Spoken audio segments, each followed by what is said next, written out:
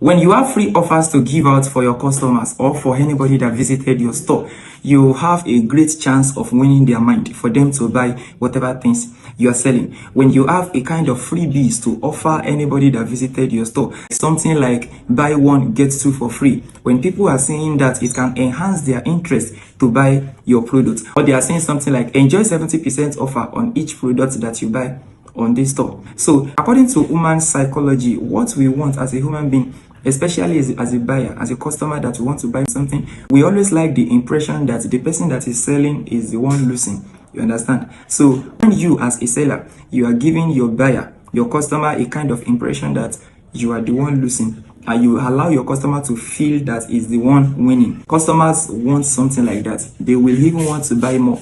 Something that's worth maybe $50, and you call it for the customer $100, but the buyer if eventually pays 70, the buyer will think that he has cheated you, whereas you are the one that has actually, because the initial price was $50. When you give that kind of impression to your customers that they are the one winning, they will want to be patronizing you more. In fact, they can even buy more than what they have budgeted for.